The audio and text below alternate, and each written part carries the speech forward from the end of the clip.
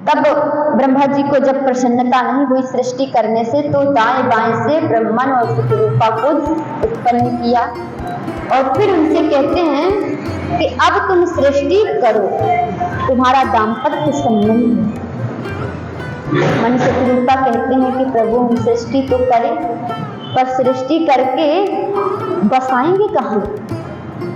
अब क्योंकि हिरण्याक्ष तो पृथ्वी को पाताल में लेकर के चला गया, जल में डुबो करके रखा। और जब ऐसा विचार ब्रह्मा जी करने लगे तो तुरंत उनकी नासिका से वाराह भगवान का अवतार हो गया। बोलो वाराह भगवान की जय। जिग्रंथि कर्ण विवरय स्तुतिवातिनीतम। भगवान वाराह ने अपने बालों को फटकारा और जो उनके बाल इस धरती पे गिरे, तो कहते हैं जब भक्तजन कुशा को बड़ा पवित्र मानते हैं, उसमें बैठ करके ध्यान करना, पूजा करना बड़ा पवित्र मानते हैं, क्योंकि कुशा में एक ऊर्जा होती है। वो ऊर्जा हमें पृथ्वी के ऊर्जा से हटा देती है, ऊपर की ऊर्जा से कनेक्ट करती है। इसलिए कुशा को बड़ा पवित्र माना गया, क्योंकि पृथ्वी का स्वभाव होता है कि हर चीज को गुरुत्वाकर्षण के कारण खींचना। तो जब हम ध्यान करते हैं तो ये सब हमारी जो ध्यान की प्रक्रिया सब पृथ्वी गुरुत्वाकर्षण के कारण नीचे खींचती है। लेकिन जब हम कुशा बिछाते हैं तो पृथ्वी का जो संबंध जुड़ा होता है वो फिर नहीं जुड़ता, क्योंकि इतनी ऊर्जा कुशा में होती है। तो ये कुशा कहाँ से हुआ? वाराह भगवान के जो बाल गिरे टूट करके, ये कुशा उसी से कुशा का जन्म हो गया। इसलिए कुशा को बड़ा पवित्र माना जाता है। और अब भगवान वाराह की ब्रह्मा आदि सबने स्तुति की। तब वाराह भगवान पाताल में जाकर के हिरण्याक्ष को वध करके पृथ्वी को ऊपर लेकर के आए। अब देखो, जब पृथ्वी को ऊपर लेकर के वाराह भगवान आए तो उसी समय पृथ्वी से वाराह भगवान ने विवाह किया और उनका पुत्र हुआ भौमासुर, जिसको भगवान अपने ही हाथों से द्वापर में मारेंगे, जो 16,000 कन्याओं को लेकर के बंदी बनाकर के विवाह करना चाहता था।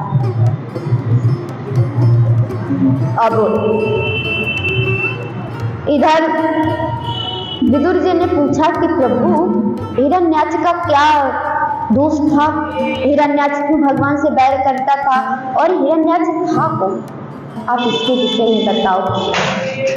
तब बड़े ही सरल भाव से मैत्रेय जी कहते हैं कि विदुर जी, एक समय कश्यप ऋषि की सबसे बड़ी पत्नी थी दिति। तो कामासक्त होकर के कश्यप ऋषि से कहने लगी कि मेरी बहनें सब पुत्रवती हैं, केवल मुझे ही पुत्र नहीं। कश्यप ऋषि ने कहा कि देखो, काम सुख के लिए ये समय वेला ठीक नहीं, संध्या का समय सही नहीं, क्योंकि संध्या के समय 4 काम नहीं करने चाहिए। कौन कौन से?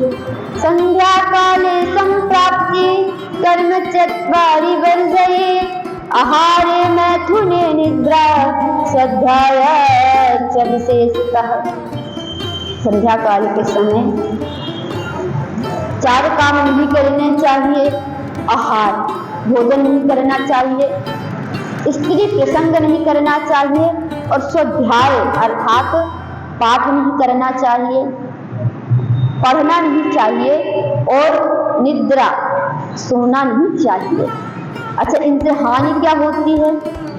तो हानि होती है आहारे जायते व्याधि गर्भस्थे च मैथुने, निद्रायां हरते लक्ष्मी श्रद्धाया मरणं ध्रुवम्।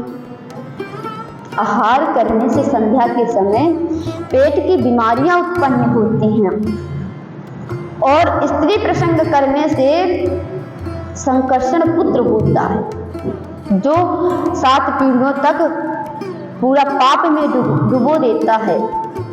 और निद्रा से लक्ष्मी का हरण होता है। और पाठ करने से, पढ़ाई करने से, स्वाध्याय करने से जो विद्या हम पढ़ते हैं उसका हरण होता है, वो नष्ट होती है, वो समय पे काम नहीं आती। इसलिए संध्या के समय कुछ काम वर्जित होते हैं। हमारे विद्वान लोग कहते हैं कि सूर्यास्त के 13 मिनट पूर्व और सूर्यास्त के 13 मिनट बाद तक प्रदोष काल हमारे संत जन मानते हैं।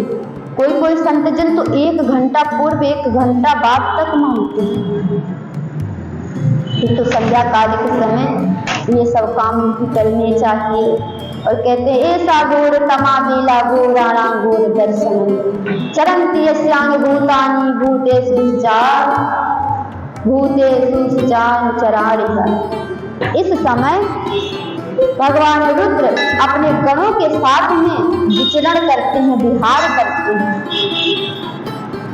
अब जब देखो गांव में तो कहते हैं, एक कहावत है, प्रथम पहर में सब कोई जागे, दूसरे पहर में भोगी और तीसरे पहर में तस कर जागे, चौथे पहर में जोगी। 6 बजे से 9 बजे तक तो सभी जगह रहते हैं। 9 से 12 तक भोगी जागते हैं। 12 से 3 तक चोर आराम से ताला चटकाते हैं। और 3 से 6 बजे तक ब्रह्म मुहूर्त में उठ करके संत जन भगवान का पाठ पूजा स्वाध्याय अध्ययन करते हैं। सबसे उत्तम इन्हीं को बताया गया। इस तरह से और देखो कहते हैं, और विद्वानों लोगों ने कहा, अर्थात पुराण गुरु न बंधु विद्या पुराणां सुखं न निद्रा कामा पुराणां भयं न लज्जा शुभा पुराणां समय न बेला। अर्थात पुराण जो लोभी होता है उसे ना तो भाई समझ में आता है ना तो गुरु, सबके साथ कपट करता रहता है, गुरु भी नहीं समझता। और विद्यार्थी को सुख कहाँ और निद्रा। यदि वो विद्या अध्ययन के समय निद्रा और सुख में अपना जीवन व्यतीत करेगा तो फिर आगे चलते कुछ कष्ट नहीं पाएगा। क्योंकि विद्यार्थी के 5 लक्षण बताए गए, उनका पालन करना बहुत आवश्यक है, तभी विद्यार्थी सफल होगा। और कहते हैं कामा तुराणां भयं न लज्जा। जो कामासक्त होते हैं उन्हें ना कहीं भय होता है ना कहीं लज्जा। और क्षुधा तुराणा,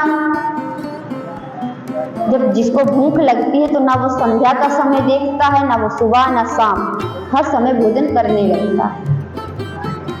ऐसा विद्वान लोगों ने बताया। तो आज दिति माता कश्यप जी से अनुरोध करने लगी। कश्यप जी ने बहुत मना किया, समझाया, लेकिन नहीं मानी। तो दैव के अधीन होकर के उन्होंने दिति की इच्छा को पूर्ति किया और फिर स्नान करके पूजा करने लगे जाकर के संध्या वंदन। अब दिति को पछतावा हुआ।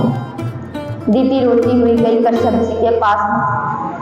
कश्यप जी से कहती है कि प्रभु पतिदेव मुझे क्षमा कर दे, मैंने आपकी बात का उल्लंघन किया। कश्यप जी ने कहा कि देखो देवी, तुमने 1 नहीं 2 आज्ञाओं का पालन नहीं किया, अपराध किया। कैसे अपराध किया कि सबसे पहले तो पति की आज्ञा का उल्लंघन किया, दूसरा संध्या के समय रुद्र भगवान विचरण करते हैं, तुमने उनकी भी आज्ञा का उल्लंघन किया, इसलिए तुम्हें 2 यमक पुत्र होंगे। एक दिन हमने बताया था यमक कहते हैं, भागवत जी ने लिखा है कि यमक मुसलमान को कहते हैं। जो कालनेमी था वो एक यमक का पुत्र था, मुसलमान का पुत्र था। तो इनकी कुछ अलग ही बनावटी होती है। तो कहते हैं 2 यमक पुत्र होंगे, अर्थात बड़े आकाशकायी होंगे। अब तो दिति रोने लगी। जब दिति रोने लगी तो कश्यप जी कहते हैं कि तुम्हें 2 यमक पुत्र होंगे क्योंकि तुमने 2 अपराध किया, लेकिन तुमने बाद में पश्चाताप कर लिया, इसलिए तुम्हारा नाती जो होगा बड़ा ही भगवत भक्त होगा। कैसा भगवत भक्त होगा? तो कहते हैं कि ऐसा भगवत भक्त होगा जो अपने पिता को भी तार देगा, और तुम्हारे जो पुत्र होंगे वो भगवान के हाथों मारे जाएंगे। बोले राधे राधे। अब जब दीति ने ऐसा सुना कि भगवान के हाथों मारे जाएंगे तो बड़ी प्रसन्न हुई कि चलो भगवान के हाथों तो मारे जाएंगे।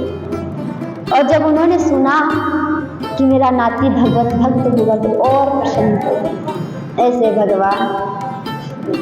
तो मैत्रेय जी कहते हैं कि विदुर जी वही यमक पुत्र हिरण्याक्ष को भगवान ने आज वध किया, और वध करके पृथ्वी को इस यहाँ पे स्थापित किया। तब मनु महाराज ने सृष्टि की। अब कहते हैं मनु महाराज ने जब सृष्टि की, देखो दीति ने 100 वर्षों तक, इतनी दयालु दीति थी कि 100 वर्षों तक गर्भ में हिरण्याक्ष को धारण कर रखा, 100 वर्षों तक। अब इधर जब हिरण्याक्ष का वध किया भगवान ने, पृथ्वी को बाहर लाए, तो मनु महाराज की 3 बेटियां हुई और 2 बेटियों का नाम था आकुति, देवकीति, प्रसूति, और पुत्र का नाम था उत्तानपाद और प्रिय।